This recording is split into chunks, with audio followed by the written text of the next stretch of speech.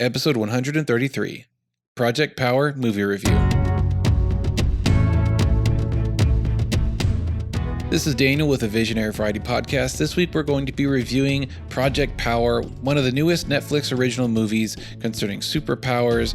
We're going to look at the movie plot, the cliches, the good, the bad, and the ugly, as well as a discussion about superpowers. So if you're into that, you're going to love this episode. Let's get to it.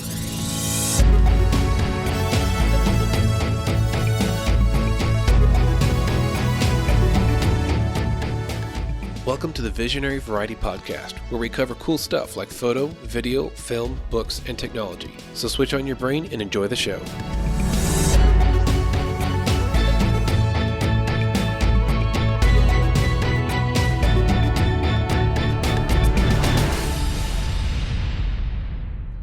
Hey, this is Daniel. Hope you're having a good week. In this episode, we've got two guests with us. We've got my brother, Gabriel Grove.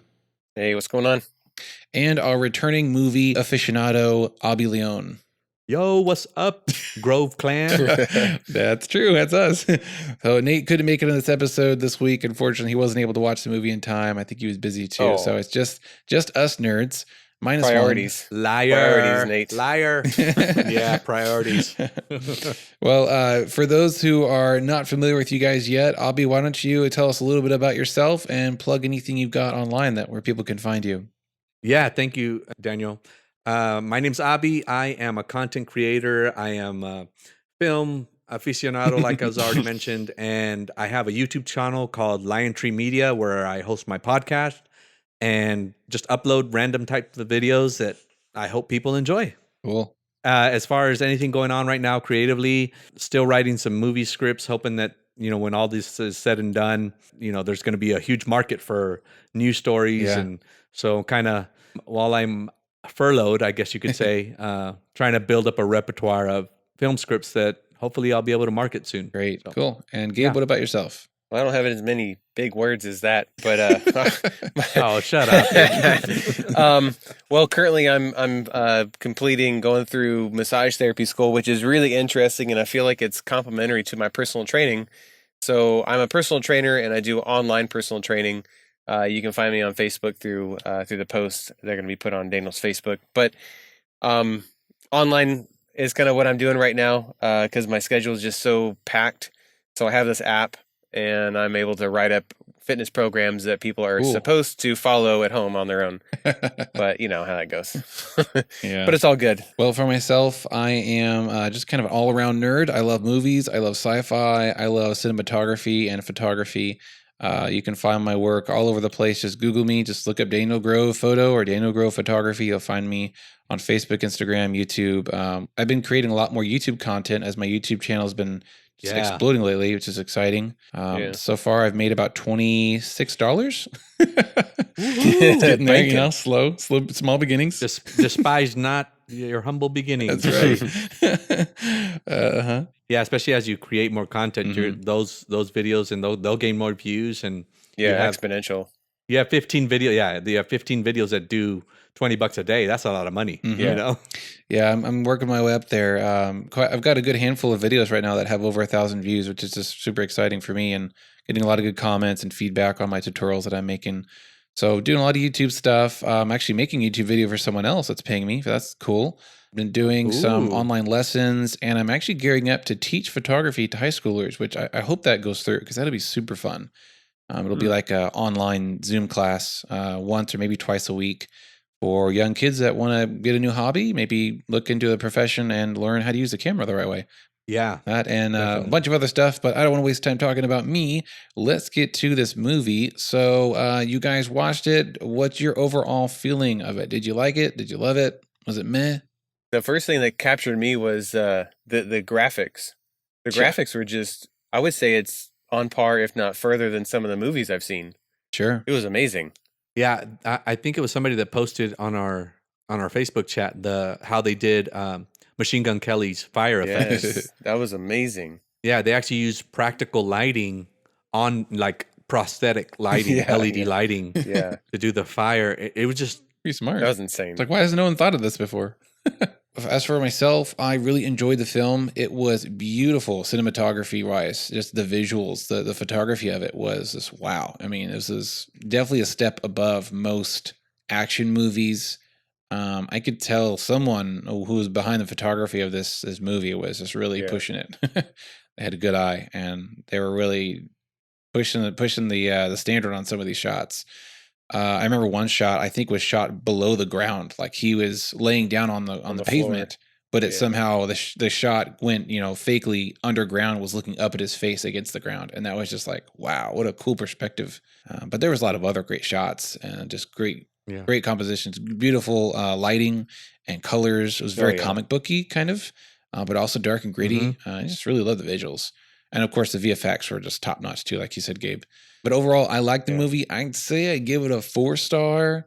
Yeah, maybe a 3.5 to 4, somewhere in that range. Yeah. Very enjoyable. I'd watch it again if I had a free evening. I'd like to watch it again. Probably missed a few details here and there. The 3.5 power pills. Is that right? Yeah, Is that there what you go. they're called? Yeah, The power pills? power pills. Yeah. Um, I'd agree with you. I'd give it a solid 3.5. I can't give it a 4 just because it's still. I think you nailed it in one of the comments about it being kind of like Limitless meets X-Men kind of thing. The love child of the two. And yeah, and I don't know if you wanted to jump into that right away, but yeah, I think that nails it pretty much. But yeah, the visual effects, the cinematography really is what put it over the edge for me, beyond an average action flick. Yeah, definitely. But yeah, I did give it a solid 3.5 power pills. Cool. So let's cover the quick basics of the movie. It was released August 14th of this year, 2020. It was directed by Henry Joost and Ariel Schulman. It was written by Mattson Tomlin, who I've never heard of before, but I looked him up, and he is the writer for The Batman next year with interesting. Robert Pattinson. Or shall we see? Pattinson. There's so many ways to butcher his name with Batman in there. It's just hilarious. When did that start? Did it start with like Batfleck and it did, yeah. The budget for this movie was $85.1 million. And apparently I read on Wikipedia that about $81 million of it was spent on location in Louisiana. So they shot this in New Orleans. And I don't know like how you spend that much money on location. Where is there only $5 million for the VFX? That doesn't seem right to me, but it worked. I mean, whatever. Yeah, whoever they paid, I'm sure they paid good money for that VFX. It was good. So yeah, I said jokingly I think on Facebook that I said if Limitless and X-Men had a baby, it would be Project Power. Yeah. I love Limitless, by the way. We did an episode. I don't remember what number it is. I should have a list on here, but we did a Limitless episode. And if you like that movie or the show, go listen to that episode because we read the book and we watched the movie and we talked about the TV show. And it was just like super. I love that one. But Limitless has a special place in my heart. So when I saw this trailer of Uphill giving superpowers, I'm like, hey, I'm all in for that. This looks cool. And the trailer was really good, of course. That was one of the bad reviews I read online was like, the trailer has all the good scenes in it. And, the movie doesn't deliver. We'll get to reviews later. An interesting note I read is that the principled photography began in October of 2018 and ended only 2 months later. So, Abi, I was hoping you could tell us what is principled photography for a movie like this? Principal photography is simply after pre-production, when you've selected when you've scouted all the locations, when you've finalized the script, when you've got casting, when you actually turn the camera on and start filming. Okay. So 2 months for this film, that's pretty fast. Yeah.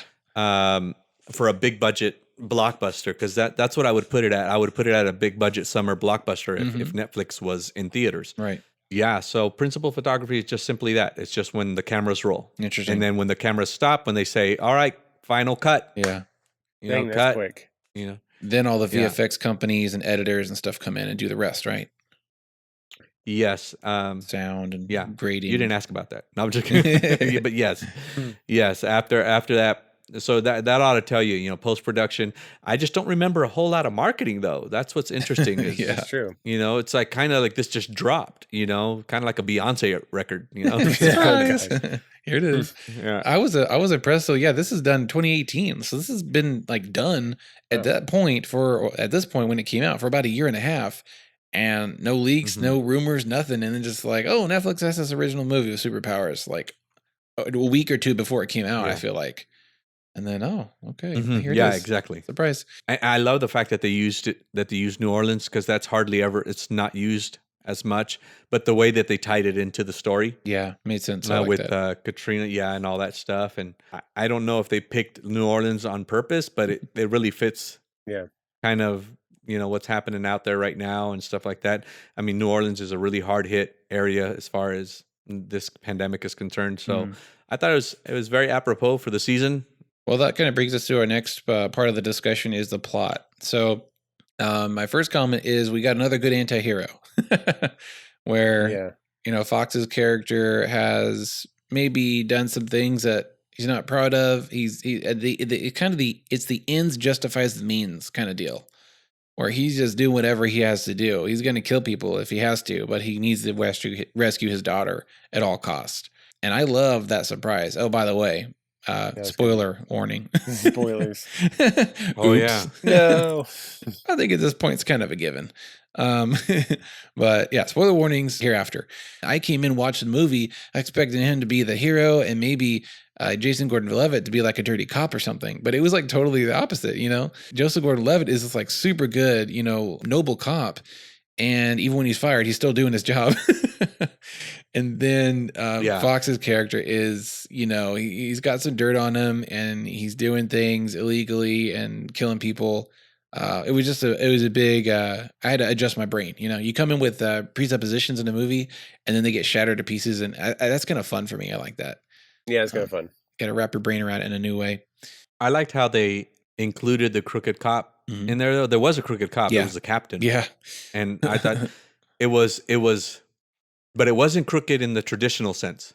It Right. was more crooked because somebody had, they were putting the thumb on him, kind of thing, And so I find that was to me, that was a very political statement. Not to necessarily make this review political, but it Mhm. was, a lot of times some precincts or some captains find themselves in difficult situations as far as, how to deal with the public because they have pressure from the federal government Yeah. or whatever that looks like. And so they're forced to act in certain ways. And I thought that was a really interesting, just kind of toss in there that they, Now remind made, me, he was being manipulated by the company who was doing the by the company. pills? Mhm. Yeah, but they were doing the pill distribution or Yeah. using the city as a test bed for Right. this new pill.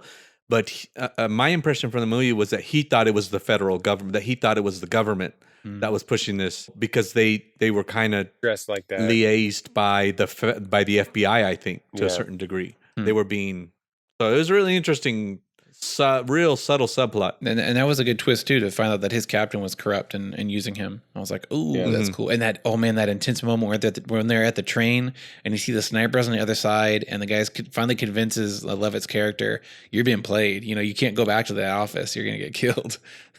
Yeah. And then there's the snipers Yeah. right there, just waiting for the train to pass to get him. I was like, "Ah." And then Crazy. suddenly they disappear out of the car. And I hate that kind of cliche thing where, they're in a crowded room, kind of a Jason Bourne thing, and the target is on the other side of the room, and all these people are passing by, and then all of a sudden the person on the other end of the crowd disappears. Disappears. Like, dang it, Mhm. that's impossible. Come on. And is he crouching and crawling on his hands and knees? Classic I don't like disappear that. move. I in hate the when that movie. happens. There's actually a term in films called the Jason Bourne effect. Oh my gosh. And it's really because of those kinds of cliches. They established them. I mean, they've done them in other movies, but they really kind of like popularized it, did it, just kind of Yeah. like J.J. Abrams I've flares. seen you that know? disappearing cliche happen since I was a kid, though. Like it adds suspense, but it doesn't make sense realistically. Where did they go? How did no one see them or whatever? Someone had to. That car was surrounded. Okay, let's talk about some criticisms we have of the movie. So my big issue is kind of the central plot device of the film, which is the pills. And the more I thought about it, the less they made sense to me. So in the movie, I'll just start with a little recap, and maybe you guys can correct me. This happens a lot where I have this big problem, and Avi, you set me straight, and I understand. So maybe maybe that's going to happen again. We'll see. So in the movie, they talk about animal DNA being studied and I guess implemented into human DNA to give us abilities of animals, which ironically is basically the plot of Wild Kratts, which is my kid's favorite kids show, where the Kratt brothers get animal powers. But that's beside the point. Whoa. Good show. So yeah, animal, abilities and strengths being enhanced and implemented into human DNA gives the test subjects, apparently powers, but somehow they harness that into a pill form. So do the pills contain a bunch of animal DNA? And then my next question is, when any given person takes a pill, they only get one power every time, the same power, if I understood right. You don't get a different power. So how does that work? Like, does all the pills contain all the animal DNA and it only reacts to certain people? Is it rewriting your DNA for 5 minutes? I don't know. I don't think the writers understood either. No, they didn't. Yeah, I don't think they understood. So they were like, the viewers are going to figure it out. It's like two ideas of superpowers, but they kind of mash them together, and that's where they're not cohesive. Like a pill giving you powers is one thing, but then animal powers put it mixed into human DNA is another sci-fi idea, and they don't really work together. I don't know. It doesn't make sense. I think they were kind of desperate to try to visualize that. And like the crazy wall with all the strings connecting. Oh, yeah. Well, I think we saw the same visual of all the animals and the little displays of like little graphs and bars and spinning pie charts genetic, and random. Yeah, and the genes spinning the helix. I hate that. I hate when I see that because it's like there's nothing actually going on there. There's no purpose to a spinning helix graphic. And there's no like mouse being used whenever they're using the computer screen. They're always just typing. Never no one uses mouses in movies. Yeah. I gathered, aside from like the animal, I just completely ignore the whole attempt of using the animal stuff. And I just gathered, they're using, spoiler alert, Jamie Foxx's character's daughter as a source of this mutation, just like Strider's son was used, his cerebral fluid to mind control. So that's what I gathered, and I actually kind of forgot about the animal splicing DNA crap, because that never makes sense. And I don't think it ever makes sense to the writers. They just fill it. I don't know. Okay, you revealed another problem. This is a third layer of problem, is that they call Jamie Foxx's character the source. How is he the source of this stuff? Are they like harvesting his cells and making a bunch of pills? How is he the source? He is a source. Okay. He is a source because they have his daughter. Yeah. So he's the source for their daughter's permanent power. Because she's the offspring of somebody that had this. She got MK Ultra'd. Yeah. I like to look at it like from Dino DNA from Jurassic Park. Like they just take the code and put it into the frog DNA. And that's how we get dinosaurs. Exactly. There has to be some semblance of knowledge of what's happening right now in genetic manipulation, and that points to CRISPR. So CRISPR is the technology that's used. CRISPR is a new, very real technology where, whereas before it had to be used by like machines had to do the slicing and the splicing, but now you can literally just inject yourself with gene therapy, and the gene therapy actually goes to work on its own. Yeah. Targets things and finds it on its own. Yeah, it targets very specific. There's a guy on YouTube actually who's very controversial for doing this to himself. And he's been injecting himself with CRISPR tech gene therapy, and it's just crazy. So my presumption would be, in order to try to make it plausible in my head, because I try to suspend disbelief, but I'm like, how could this happen? Yeah. How can I actually make this work? They need to pick. They need to pick their cliche. That's all I'm saying. Go ahead, Abi. So yeah, that's what I'm thinking. It's just a super ramped up version of that. So let's say, what does CRISPR look like in 5 years? Because when CRISPR was announced to the public, and that guy from China was disappeared for 2 years or whatever, and talked about, gene cloning and all that stuff, and where we've gone in the last 3 years till now, and where this guy in the last year started doing this to himself. In 5 years, Yeah, who I mean, knows? that's all. I could see that being almost a norm among, a larger fringe of society. The vaccines. So yeah, the vaccines and all that stuff, Custom to help. babies, baby design. Yeah, well, custom babies is already a thing. Yeah. I mean, it's not to the level of, Gattaca, Mhm. but it's here. We can already do that. That's not anything hard. It's just a matter of legislation and getting through the ethics of it and Yeah. defining the morality of it, if there is any. On the topic of Um, human animal hybrid DNA stuff, have you guys heard about a Chinese scientist some years ago that made successfully a human rabbit embryo hybrid? Did y'all hear about that? The chimeras? Yeah, I did hear about that. Yeah. You can actually mix human and animal DNA up to, I think, 2 weeks, and then you have to terminate it. That's like the international law. There's some time where you can't let it progress past the point. And apparently he had let it go past that. I'm not saying to birth or fully formed anything, but it was definitely shady, illegal human rabbit hybrid stuff going on, and probably some others too. It reminds me of a sci-fi book I was listening to a while back. It's called Revelation Space. And really, man, super deep. It's like the Lord of the Rings of sci-fi, like super deep lore, crazy races and history. I love that stuff. World building to the max. And one of the many races is human animal hybrids, and they're used for low-level labor. Like there's a pig-human mix, and they're intelligent and they're sentient and all, but they're not super bright, and they're just used for dirty jobs. And there's other human mixes for specific industries. But it's scary to see that we're actually inching towards even the possibility of that being doable. Kind of freaky. Yeah, it's interesting. I always fantasize and not dream as in good dream, but have nightmares about the world that Daisy's going to raise her children in. It's going in a direction that's really scary if we don't kill ourselves off by that time, or Jesus comes back and says, "Stop, cut this out, guys! scary. You're doing crazy things. You're having too much fun. Stop it. Too far." He's like, "Hey, that's my job right there, creating life." So back to the criticisms of the movie. Do y'all have any other things that stood out to you as odd or? I think you were kind of getting there, and then we kind of going off on a tangent about, well, do I have a latent power that the pill unlocks, or does the pill have all of the abilities in it, and then my genes unlock the specific one that I would be, I would have, so that's kind of interesting. Like, what if I get a power that I don't like? Or that one guy, he took it in the underground, the testing time, and he blew up. It blew up. And I think that was kind of cool. So there's also the risk of you blowing up and dying. And the girl, she couldn't control the ice in the chamber, and she froze herself to death. So, and the fire guy, he took a bunch of the pills and he blew up. Mm-hmm. I like that there's downsides to your power. The risk of you just totally dying and exploding or whatever.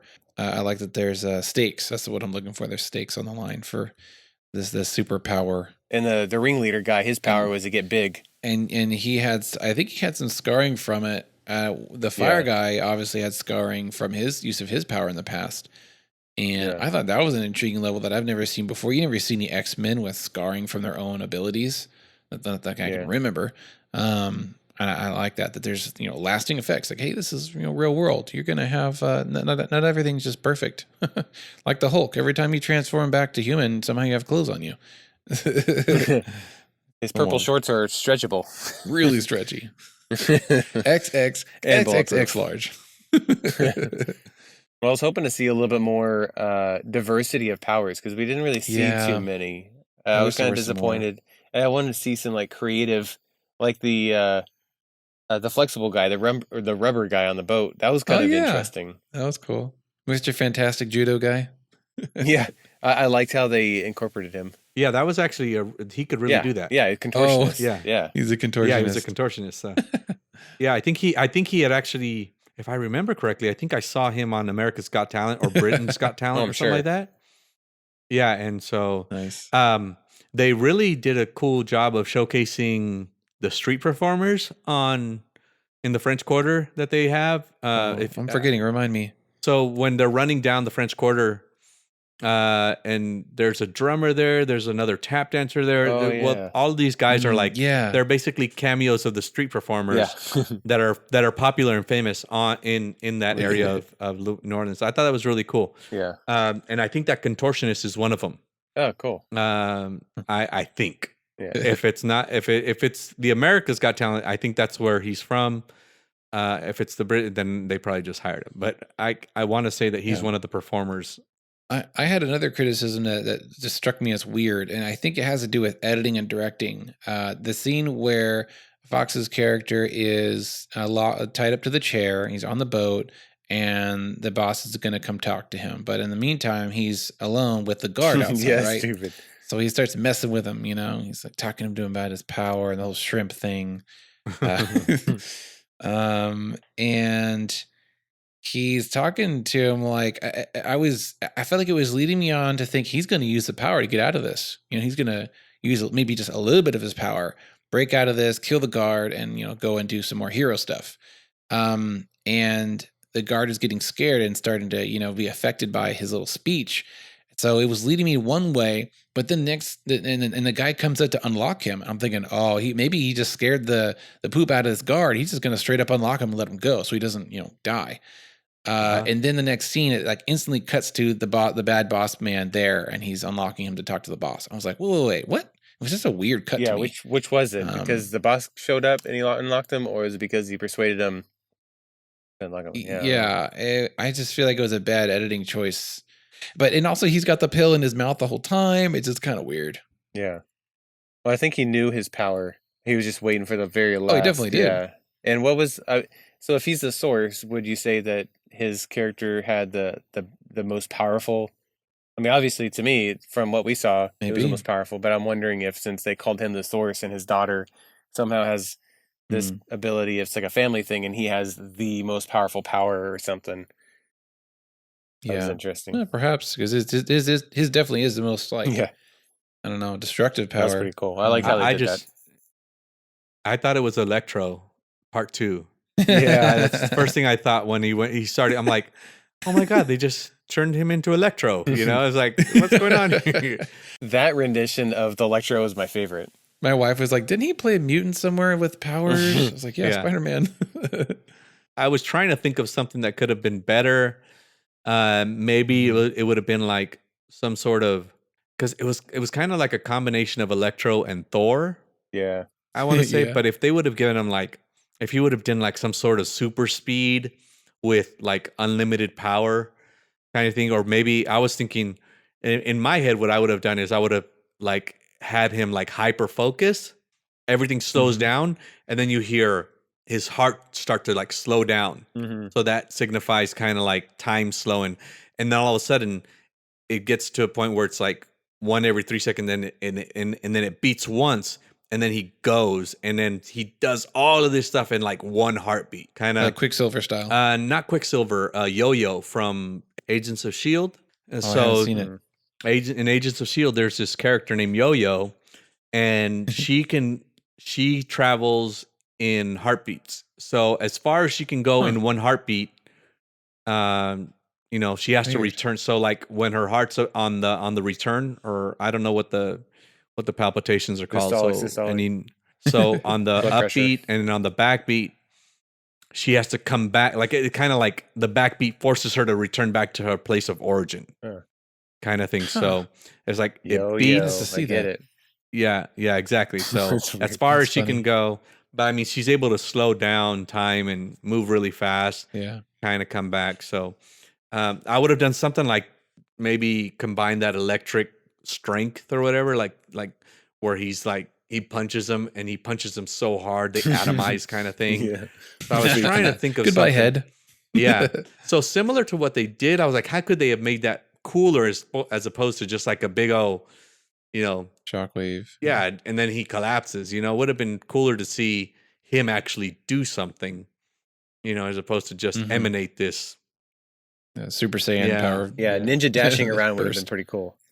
One of my favorite superpowers is not necessarily super speed, but I guess it can be perceived as that, but is that hyper focus where you can move maybe in real time, but your brain is able to process everything instantly. So you can do super fast, defense and offense. And to the victim, it's like you are just ahead of everything and moving fast and efficiently. And there's no way you can touch them. But to you, things maybe are perceived as Like slow. Spider-Man. And you can move around. Yeah, like Spider-Man or like Quicksilver, although he's got super speed, like the Flash. But I love that scene, by the way, of Quicksilver in Days of Future Past. Is that what the one where he saves all the students? Kitchen. And then the other scene where he like beats up all the police. Oh, so amazing. That scene is like, it blows my mind. I don't know how they filmed that. It needs an Emmy or something, a Grammy. I don't know how that works. Just that scene.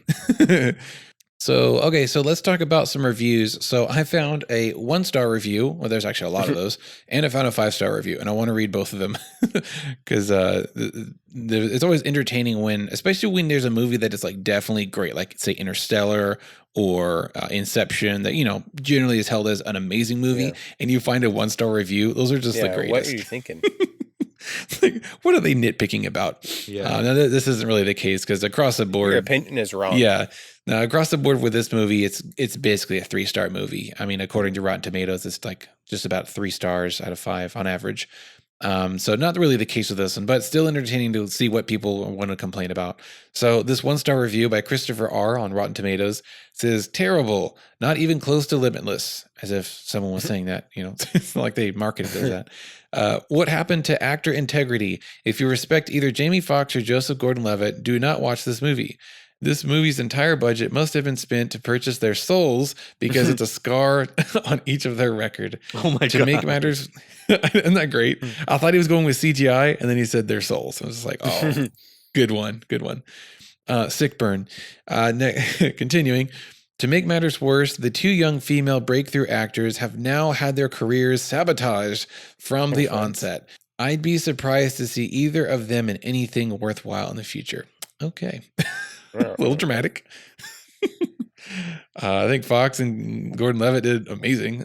Yeah, they're awesome actors. I thought the girl that played, was it Robin? She was good too. She was fantastic. Yeah, she was really good. Yeah. Like her character was so believable, and she was, and just the way that she was able to relate to the mom.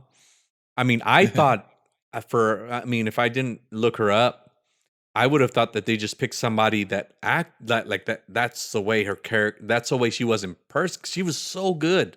Yeah. She's so good in that her role. Rapping too was pretty good, even though it was rehearsed, but her rapping was good too. I was convinced. Yeah, it was. This reminded me of the last movie we reviewed, which is also a Netflix original, The Old Guard, where the supporting character is an up-and-coming Black female actress who I personally have not seen anywhere, but regardless does a killer job.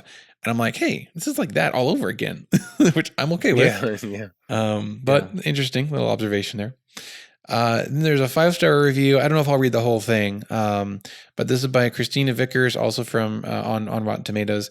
She said, this movie was great. It was everything you wanted in a movie. I like how it was a movie that dealt with supernatural power in a real way, which, like I said earlier, I totally agree with that. Yeah. It didn't feel like a cheesy superhero movie with a power pill. It felt like a real action movie. I don't know what that means. Not a fake action movie. Maybe real action.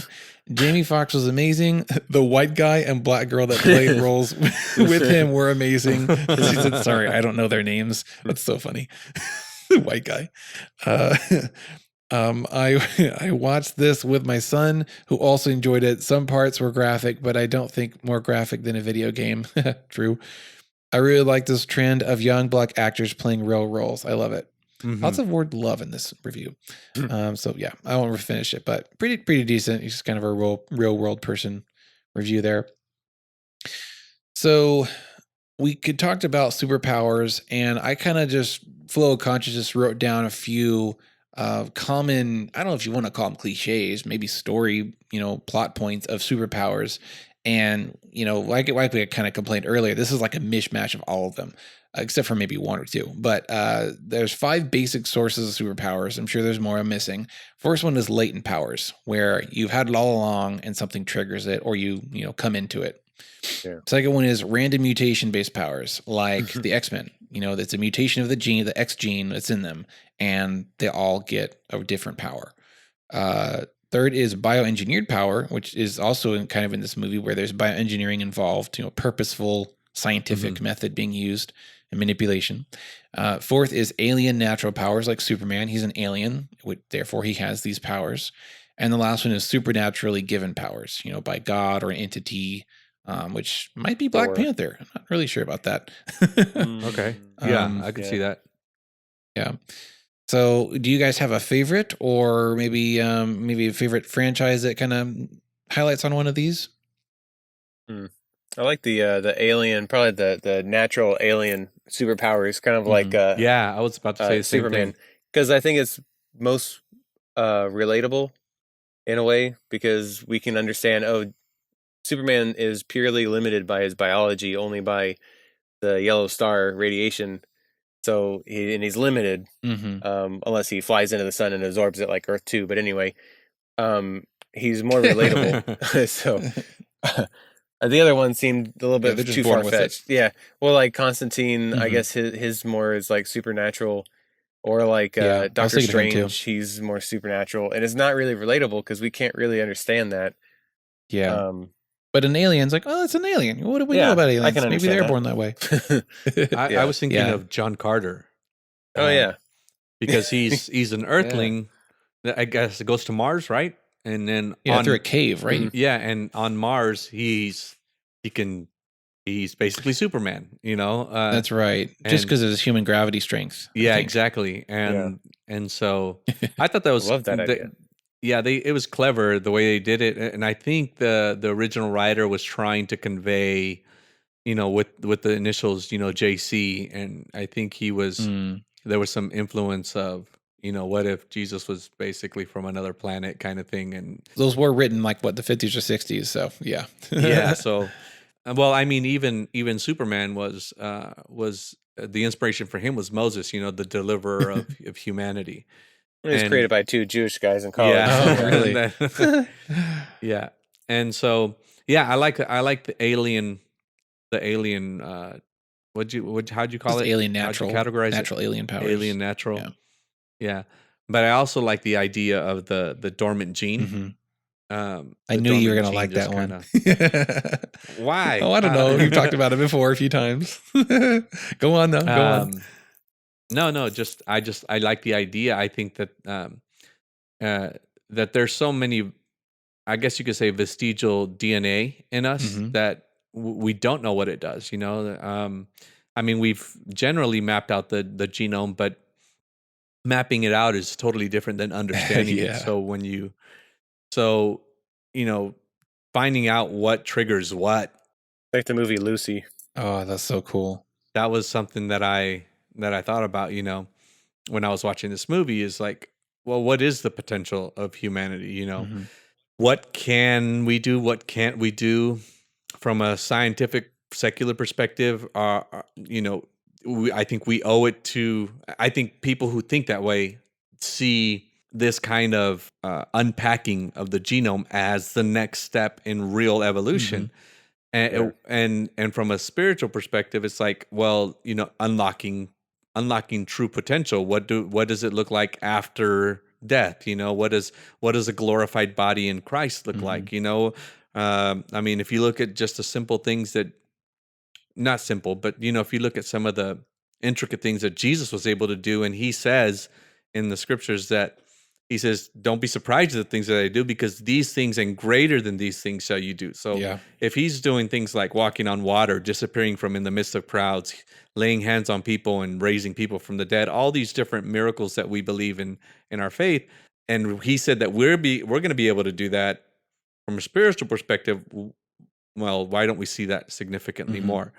And from the secular perspective, you have, kind of people thinking that, we're just unlocking, we're just unlocking the potential. The potential idea is definitely believed by, a number of Bible believers, and that, and I like the idea. I don't really claim, that I believe it, but that looking back in time of human design, when God made Adam and Eve, that they possibly had some pretty cool abilities to maintain the garden, to maybe communicate with animals, to communicate with each other. to get around the garden, which could have been the size of a continent of Pangea. Like Yeah. they possibly could have done things that we can no longer do today, either due to genetics, time, or sin. There's a lot of degradation in the human race when you look at the biblical worldview. So any number of those degrading, parameters could cause quote unquote superpowers to be lost or covered up or forgotten about. So that latent power is definitely present in some people's worldview of us, today, just with a biblical worldview. And then, of course, the supernaturally given powers in the Bible, we believe in the gifts of the Spirit, which there's 9 of them, and those are basically superpowers. I wouldn't say they're latent powers, but they're just bestowed and given to people at different times. And that's like your thing, or you have a few different gifts you can exercise or not exercise. That's some pretty cool stuff there. But yeah, exactly. So yeah, latent powers. That's my favorite. Now, what was it in Limitless? It was a pharmaceutical like test drug that unlocked your neurons, I think is what it was. It was basically Adderall. It basically gave you perfect, but Adderall times 1,000, where Adderall makes you hyper alert and hyper focused. The Limitless pill allowed you to perfect recall. Yeah. Ooh. Cool. So everything that you've ever seen. Yeah. And he remembers just shuffling through the book, but he's able to recall all those pages. That's awesome. So yeah, even recall memories of before you took the medication. It was all the way back to when you started formulating memories. So that which is really neat, because in the psychology courses I've taken, our brain, the idea is our brain actually does remember or record everything. But we select only because it would be overload. That's where the idea the 10 or 11% of our brain capacity or potential comes from. But our brain does record everything. I've heard that whole we use 10% of our brain power is actually hogwash now. Like, yeah, it is. Most, we don't really believe that anymore. And it's so sad because so many 90s like comics and movies started with that whole line. It's sad that we only use 10% of our brain power. What could the rest do? And like, well, that's not really true anymore. It's a misquote from Albert Einstein. Oh, really? Yeah, it's an Albert Einstein misquote. He was alluding to not the potential of the brain, but just our capacity. And he was basically just exaggerating. He's like, we barely use any of our brain. He threw out a number, 10%, and everybody took it as law. But he was just basically saying that we're essentially lazy humans. Is that we don't exercise our full potential. Because when you look at an MRI, the whole thing is being used. If you only have 10% of your brain working, you've got some major neurological problems. I've known a couple of them. Oh, I'm just kidding. Teenagers don't count. Well, no, but I was in the Army, and there were some desperate times for recruiting. So, like, we'll take anybody. Oh man! Now, talking about brain power and neurons, it reminded me of a story by Isaac Asimov, and I don't remember what it was called. It was one of his kind of one-off stories, but later that was tied into the bigger like Empire and robot stories. But it was about a guy who, what does he do? He accidentally time travels into the far future. And then he develops a technology, or someone uses a technology on him in the future that basically makes the connection between his neurons like instantaneous and more efficient, or something like that. And he becomes like super smart. It was a pretty cool idea how he did it. And this is back in like the 50s. Isaac Asimov, man. Gosh, he's crazy. His ideas are so ahead. Man. Him and Arthur C. Clarke, I just love their original ideas. Yeah. So that's a cool idea too. Is using like accessing what the brain can do, and tapping that and using it. A lot of stories about that. Well, I think this movie that we're reviewing and talking about is kind of the same thing, but with genetics, unlocking the genetic potential. So that too is almost just as interesting to me from purely the genetic side. Like, what could we? Because really, there's only a few codes used in DNA that are just rearranged in genes to tell us of all the biological systems out there. It's just rearrangement of the same code, which is a fingerprint of God, in my opinion. Really interesting how that works. And just the potential and breadth and depth of the genetic code, the potential there is just amazing. Now, is animal DNA also measured with the 4 protein, like the TCGA or whatever? It's the same. Yeah, that's all organic material that we know of is all the same. Yeah, to the compounds that make up the helix, but it's all the double helix spiral thing. It's all the same. it's not binary. It's like tetrany or quadrany. It's I think there's 4 types of Just the combination, just a little different variations. A little teaspoon of double helix can get you to the moon and back. Yeah. We say that we're looking to the stars to find intelligent messages to prove life, but like our DNA is like freaking encyclopedias worth of intelligent combined data, and no one bats an eye at that in the secular world. Well, it's information, and information can only come from a mind, an intentional mind that's personal. That's apologetics world. Frank Turek. Yeah, it is. Yeah, totally. And that's a fun discussion too about entropy and chaos versus the order and the design that we see in ourselves and in the world. Pretty juicy stuff there. Well, with these powers like X-Men and stuff, I'm always ruined about the where does this energy come from? So like I understand Storm's power where she pulls ions from the sky and transfers it to her direction, but then powers like Quicksilver, he doesn't have a speed force. It's just purely biological. Where does he get the metabolism to do that? And the Flash almost touches that where he's always eating.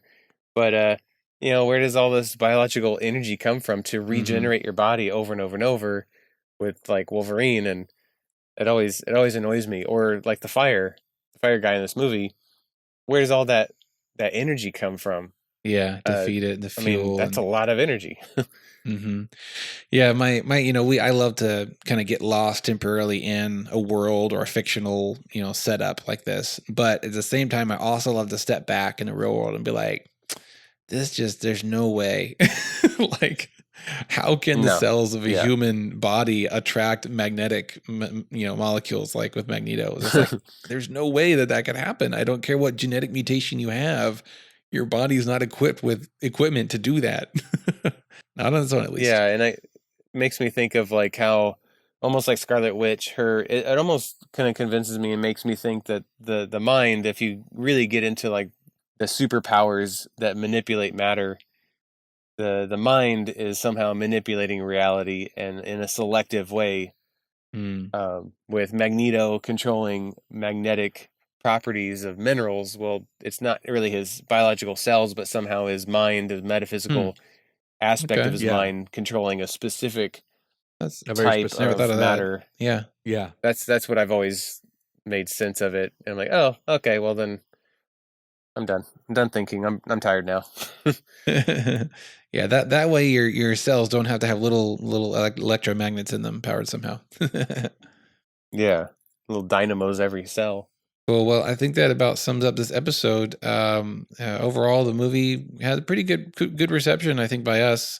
We give it mostly a 3-4 star rating. Gabe, did you rate it? What would you? I would say 3.5 to 3 because I would want to see a little more hand-to-hand combat, some more better done stunts. The angles were a little too I don't know how to say it. It just made it too easy. Yeah, it was kind of boring. I want to see like a ninja power guy. But I guess I want to see more stunts that are more impressive.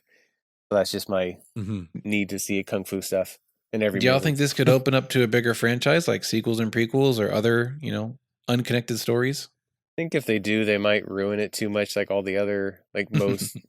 And I can't foresee that, but I'm sure Abi would have a better opinion on that. I don't think they're gonna do anything. There was one unanswered. There's a couple unanswered questions. Yeah, like the daughter's power. Robin. I really appreciated the timeline because all of this happened in one night. If you didn't catch that, like the whole movie happened in one night, from the moment that he met her at that chicken place, at Church's Chicken, and then Jamie Foxx dragged her and kidnapped her. That was intense. And they went to the market, and everything kicked off from there. So, I might have been 2 nights, maybe 2 days, 3 days. No, but I I can't think remember them sleeping. I'm trying to think. You don't sleep and eat and go to the bathroom in movies. Yeah, or Yeah, they so barely eat. I think it might have been. I think it might have been 24 hours, like because he met her. He met her at night, at midnight or whatever, or he saw her at churches, and then I think by the next night they were fighting on the ship. Yeah. So my Yeah. point being that I appreciated that. How they were able to condense the timeline, not make it last. Several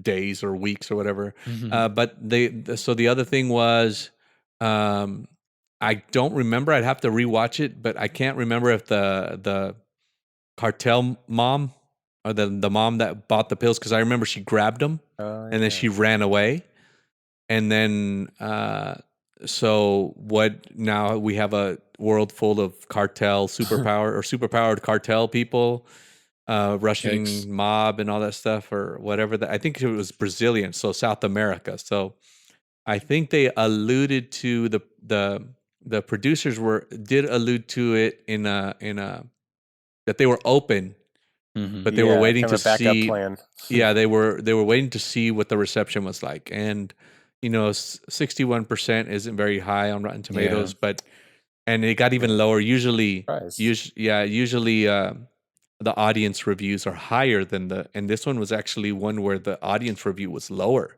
than the critics score, which is not very common.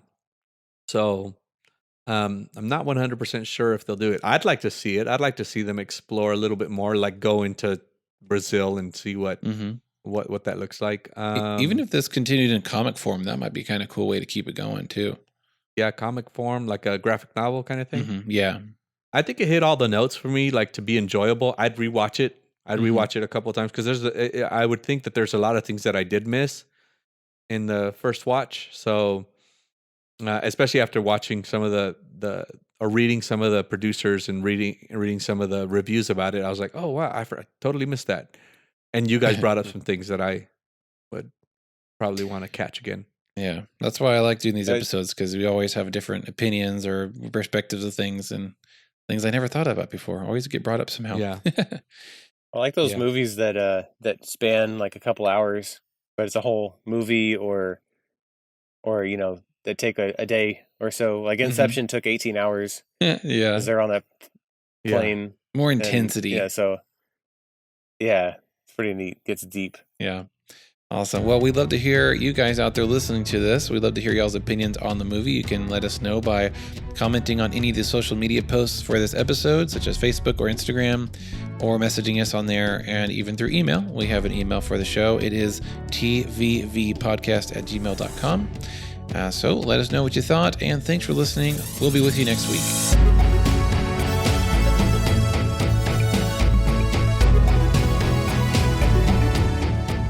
If you like this show, be sure to subscribe on your favorite podcast app. You can also find our previous episodes there and listen whenever you want. We love to hear from our listeners, so if you have any comments or suggestions for future episodes, you can reach us at tvvpodcast@gmail.com. Thanks for listening and have a great week.